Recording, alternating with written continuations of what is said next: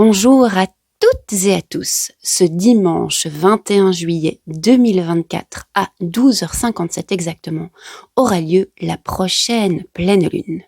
Cette prochaine pleine lune aura lieu dans le signe du Capricorne.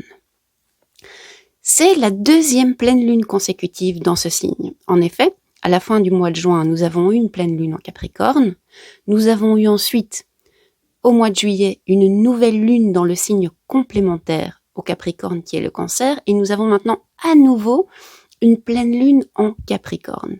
Lors de la nouvelle lune en Cancer, ça m'avait vraiment donné l'impression que les astres nous montraient comment le divin masculin pouvait servir de soutien et entourer le divin féminin.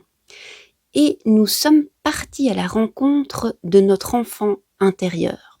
Ça, c'est ce que nous avons fait lors de la nouvelle lune en Cancer.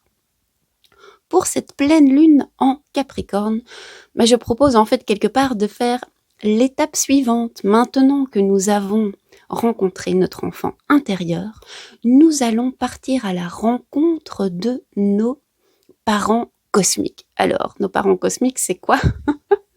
Ce ne sont pas nos parents terrestres, ce sont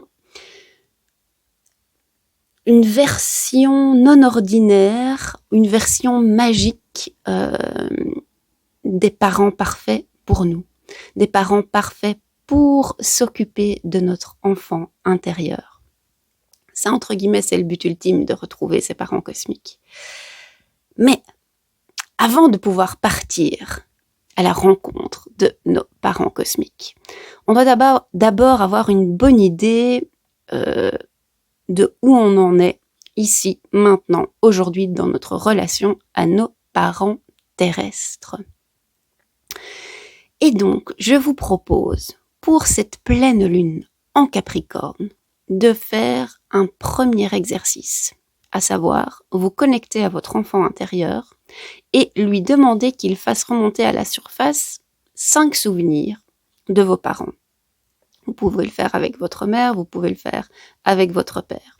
Je dis 5 souvenirs, c'est un minimum, ça peut être plus. Mais l'idée, c'est pour chacun de vos parents d'aller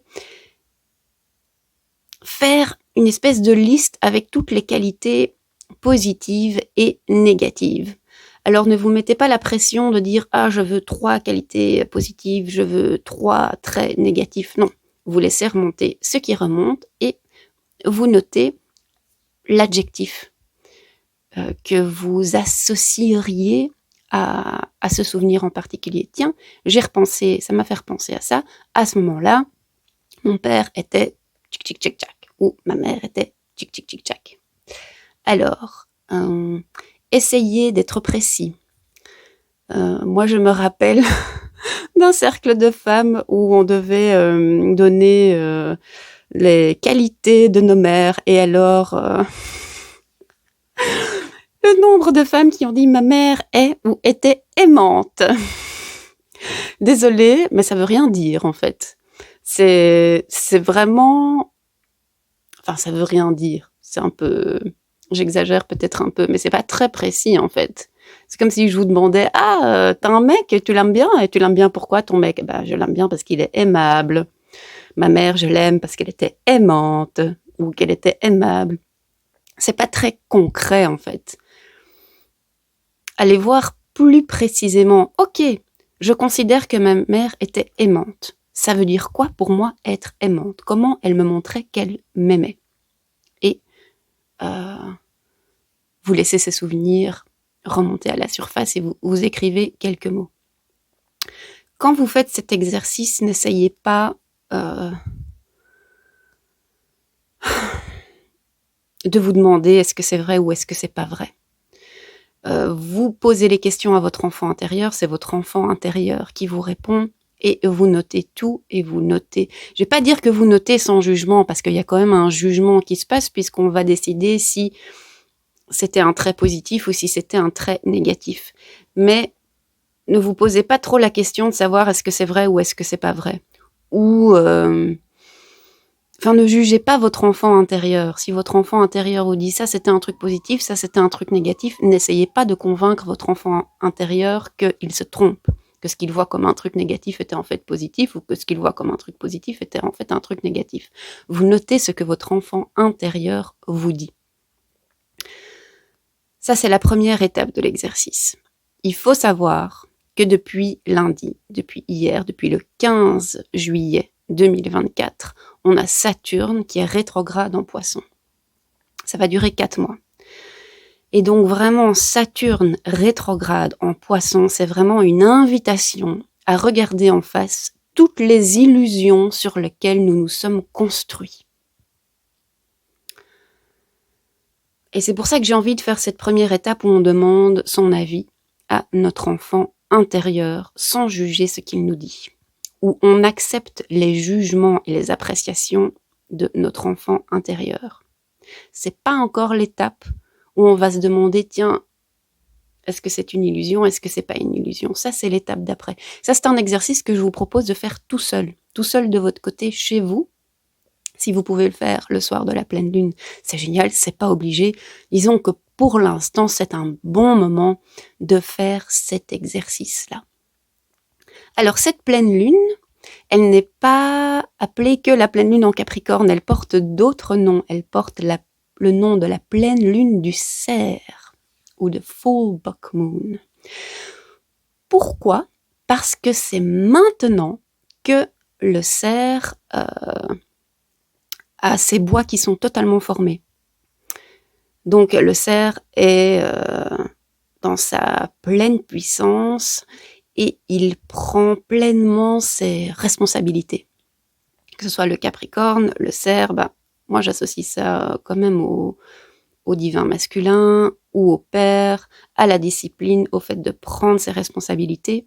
Donc quand vous parlez à votre enfant intérieur, c'est pas mal de poser la question en lui demandant, tiens, fais-moi revenir à la surface de ma conscience, des souvenirs qui ont été importants pour toi. Et dans les colonnes des traits positifs et des traits négatifs, vous pouvez même poser la question plus spécifiquement en disant, tiens, quelle responsabilité mon père ou ma mère assurait envers moi? Qu'est-ce qu'il faisait et que j'étais content? Qu'est-ce qu'il faisait et que j'étais pas content? Qu'est-ce qu'il ne faisait pas et que j'aurais voulu qu'il fasse?